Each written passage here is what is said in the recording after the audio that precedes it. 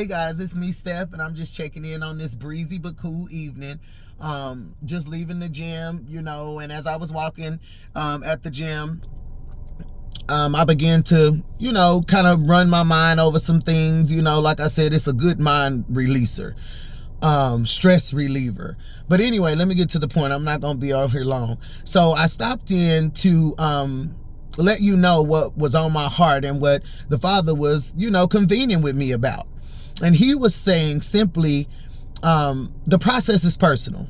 And I know we all know that the process is personal, but do we really know how personal it is? It's the type of personal that you will have to neglect the word of those that you love, that's close to you, those who once had, how can I say this? Those who once had an influence of some type in your life. Whether it was telling you how to do things, whether it was telling you not to do things, whether it was, taking you for granted, whether it was disrespecting you, whatever it is. These people played a part in your life, good or bad. I want you to know that when the Father calls you to the personal process that he takes all of his children through when they give the yes, it is personal. Personal to the fact that your husband may not understand, your mama may not understand, your best friend may not understand, etc., etc. And he will call you to himself. But what I want you guys to refrain from is allowing people or outside external forces to tell you when your process is complete. Do not allow those from the outside of the realm of you and the Father and what he's called you to, do not let those people tell you when the process is complete. Because I know that I'm feeling that a lot of you are allowing people to still enter in, between you and the Father. And that's personal. He don't share with nobody. You have to heed to the instruction, because it becomes an act of obedience when you focus on the process of where he's taking you and what he's doing with you, what he's pruning you of, what he's putting in you, what he's taking out of you. There's so many things that go on in the process, and it is personal. As individuals, yeah, you may be cleaved unto your husband, and fellas, you may be cleaved unto your wife, but you are still an individual. You are not going to stand on Judgment Day together in front of the Father. You will be a single person. So I wanted to come encourage you guys to not allow those on the outside of the process to penetrate. Ooh, I like that right there. Do not allow those on the outside of the promise, or of the process, penetrate the promise or the process. However you want to do it. Process, promise, process. Do not let it penetrate. Because they will attempt to penetrate. And you got to stand 10 toes down in obedience, letting them know in so many ways that the Father has instructed me. The Father has pulled me away unto himself. And then and only then will I open up and allow people to come in and allow them to be used by the Father as it pertains to my life moving forward after the process. Now, understand that just because those that you had to isolate from, it doesn't mean that that same set of people are going to be able to come back into your life. And not because you made that call, but because the Father made that call. While you were in the process, he was looking and searching and scourging the earth, because he sees the heart of a man. So he will tell you who to allow and who to keep at bay. That don't mean your heart got to be hardened. That don't mean you have not forgiven. But forgiveness does not look like everybody wanted to look. So you have to be careful of that.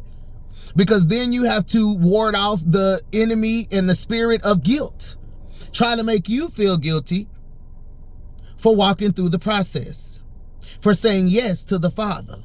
I will walk through the process. People will make you feel guilty for saying yes to who has given you life and can give you death. So be strong, be vigilant, and most of all, be obedient to what he is saying. Because just because you think you know what's best, don't mean a thing, baby. He knows what we thinking, what we doing, what we finna do, what we've done. Come on. Let's keep it real. So, like I said, be careful not to let external forces penetrate the process. And don't worry about those, oh, she thinks she too good. Oh, she acting funny. Oh, she this, she that. It's many things, you know, that I could go all night if it was up to the people who have been cut off through the process. I can go all night. But see, you have to let those voices come and bounce right off of you. And you know why they'll bounce off? Because you got the armor of the Most High on. You got the boots of peace on. You got the helmet of salvation. You got the shield of faith. You got the breastplate of righteousness. You got the belt of truth and the sword that cut both ways, baby. So that's why it's so important for you to keep your armor on so that you can ward off the wheels and yields of the enemy that try to come at you, the arrows that come by day. Stay steadfast, stay strong, and know that you have gotten farther in the process and in the isolation than you ever would have got by keeping all these outside forces in your life if they were not going to give life to your process. So like I said, the Father knows all. He searches the earth night and day to know whether, you know, a set of people or a person is ready to come into your life when it's time. So understand, you don't make the call. The Father makes the call about who he's going to allow back into your life after he's cleaned you up, made you over, burned some things, pulled some things, put in some things. So trust him all the way. Trust him all the way. So that's pretty much all I wanted to say. And like I said, do not get it discouraged. You know, if you're, you know, mates and people that's, you know, close to you or that you confide in don't understand, because baby, they not gonna understand always. This is personal, remember? And this is a process that only you can understand. You can lift these folks up in prayer and pray that they will understand, but if they don't understand, it's not for them to get it. They don't want to get it. They rather just make their judgment and preconceived connotations, and also forget about everything that they've done, you know, that caused them to be part of the rift. Do not let people pressure you into guilt because they were part of the rift. If they ask you, let them know, I'm in obedience. It's nothing against you. I don't hate you. I love you, as a matter of fact. But this right here, this is personal. This is obedience. And can't nobody walk this but me, but you. You may lose some people. You may get talked about. You may get judged. Hey, it's a process and you need to focus on it. So that's all I got for y'all this evening. I love y'all, and I definitely will be checking back in soon with another word, because when it hit me, I'm gonna bring it to you. I love y'all. Thank y'all for always tuning in, and thank y'all for supporting me. I'm praying for y'all. I love y'all to pieces.